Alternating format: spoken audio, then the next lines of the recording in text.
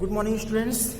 Class 8 का ये chapter number 11 है जिसका नाम है फोर्स एंड प्रेशर। सबसे पहले हम इसमें बात करेंगे फोर्स की।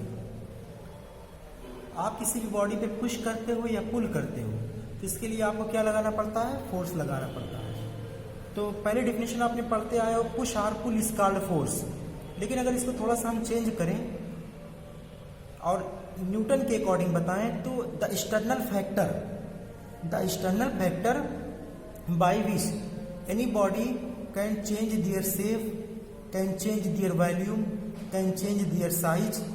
वह एक्सटर्नल फैक्टर, वह बाहरी फैक्टर जिसकी वजह से किसी बॉडी का शेप बदल जाए, किसी बॉडी की साइज बदल जाए, उसका वॉल्यूम चेंज हो जाए, दिस इज कॉल्ड फोर्स।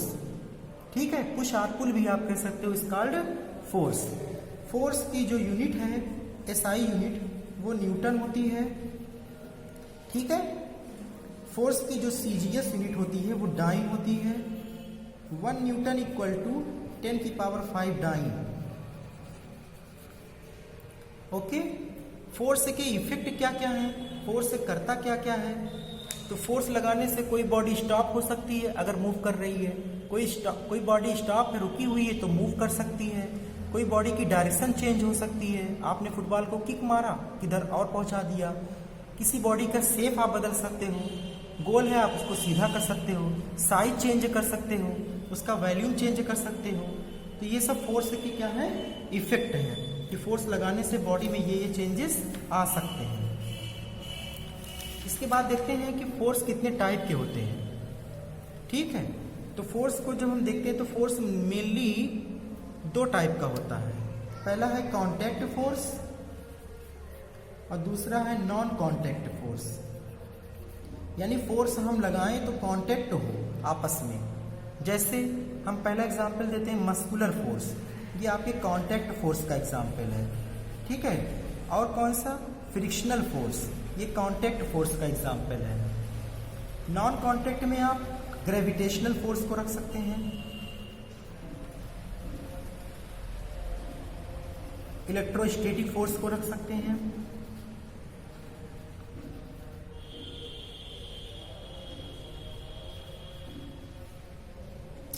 अब एक के बारे में देखना है। मस्कुलर फोर्स, बॉडी में आपकी मसल्स पाई जाती है लगभग 600 या उससे ज़्यादा। ये मसल्स, जैसे आपको किसी बॉडी में फोर्स लगाना, जैसे आपको ये पकड़ना है तो हम इस पर क्या करते हैं? अपनी मसल से फोर्स लगाते हैं ना। तो इसके लिए हमको इसको टच करना पड़ता है। तो ये टच करने के दौरान जो फोर्स प्रोड्यूस होता है इसको मस्कुलर फोर्स कहते हैं। आपकी मसल्स में जो फोर्स पाया जाता है वो मस्कुलर फोर्स है। ठीक ना? तो एक प्रकार का कैसा फोर्स है? कांटेक्ट फोर्स है। फ्रिक्शनल फोर्स, आप अर्थ पे चल क्यों पाते हो? क्योंकि आपके पैर और अर्थ के बीच में अपोजिट डायरेक्शन में एक फोर्स लगता है जिसको फ्रिक्शनल फोर्स कहते हैं। तो अर्थ और आपके पैरों की, जैसे आप चल रहे हो यहाँ से, तो आप चल रहे हो आगे की तरफ, अर्थ लगाती है पीछे की तरफ, यानी अपोजिट डायरेक्शन में एक फोर्स लगाती है जिसको हम कहते हैं फ्रिक्शनल फोर्स। अगर ये फोर्स ना लगाए, जैसा कि बारिश के दिनों में देखते हो कीचड़ होता है, तो ये फोर्स की वैल्यू बहुत कम होती है।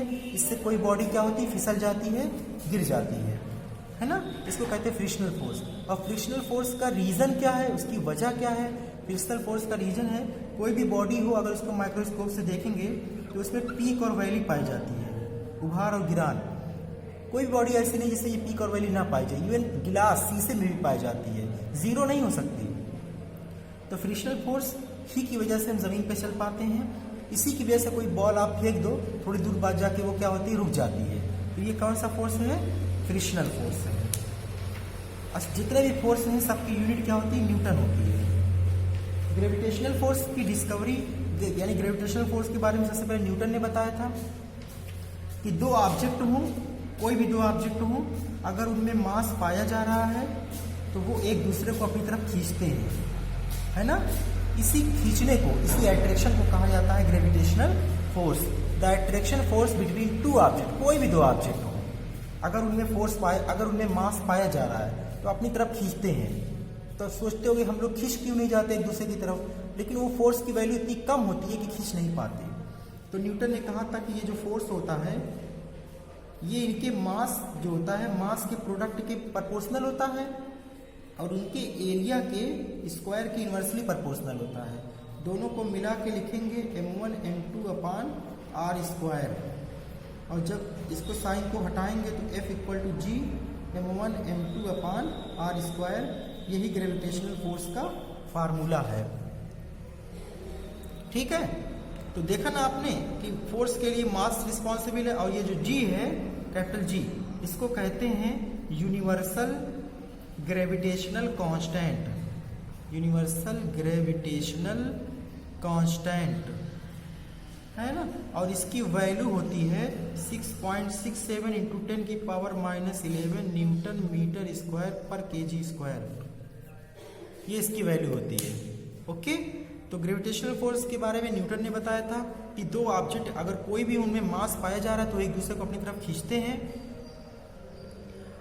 तो इसलिए ग्रेविटेशनल फोर्स का formula F equal to G, r क्या है, डिस्टेंस है, कोई दूरी पे वो रखे हुए हैं। तो ग्रेविटेशनल फोर्स एक प्रकार का नॉन कांटेक्ट फोर्स है, क्योंकि कोई एप्पल ऊपर से नीचे की तरफ आ रहा है तो कोई कांटेक्ट तो हो नहीं रहा है, तो एक प्रकार का कैसा फोर्स है, नॉन कांटेक्ट फोर्स है।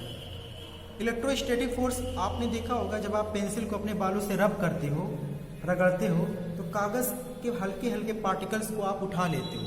एक्चुअल में होता क्या है, जब आप रबिंग करते हो तो इलेक्ट्रॉन रगड़ने की वजह से पेंसिल से इलेक्ट्रॉन निकल के चले जाते हैं बालों पर, और जब कोई बॉडी इलेक्ट्रॉन्स को डोनेट कर देती है तो वो चार्ज बॉडी हो जाती है। ठीक है, तो बॉडी चार्ज हो गई, तो जब चार्ज बॉडी हो जाती है तो उसमें एक फोर्स प्रोड्यूस हो जाता है जिसको कहते हैं इलेक्ट्रोस्टैटिक फोर्स। जैसा कि आप देखते हो करंट एक किसी सर्किट में बहता है और आप उसको टच करते हो तो आपको पकड़ लेता है, क्योंकि उसके अंदर इलेक्ट्रॉन बहते हैं, इलेक्ट्रॉन चार्ज पार्टिकल है।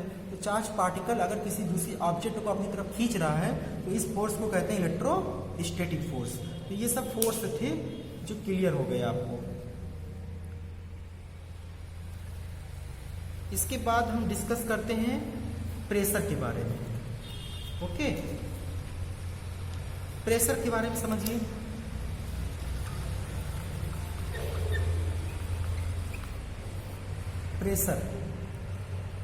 प्रेशर का फार्मूला होता है P equal to F upon A। किसी एरिया पर जो टोटल फोर्स लगता है दिस इज कॉल्ड प्रेशर। अब ये मान लो कोई एरिया, इस पर हमने फोर्स लगाया, this is called pressure. Force acting per unit area is called pressure. ठीक है, तो यहाँ से पता चला फोर्स डिपेंड करता है, प्रेशर डिपेंड करता है फोर्स पर, प्रेशर डिपेंड करता है एरिया पर। लेकिन फोर्स के डायरेक्टली प्रोपोर्शनल, यानी फोर्स बढ़ाएंगे प्रेशर ज्यादा लगेगा, फोर्स घटाएंगे प्रेशर घट जाएगा। यहाँ लेकिन इन्वर्सली प्रोपोर्शनल, यानी एरिया अगर ज्यादा होगा तो प्रेशर कम लगेगा, एरिया कम होगा तो प्रेशर ज्यादा लगेगा। प्रेशर की जो यूनिट होती है वो होती है पास्कल। साइंटिस्ट के नाम पे है ये पास्कल।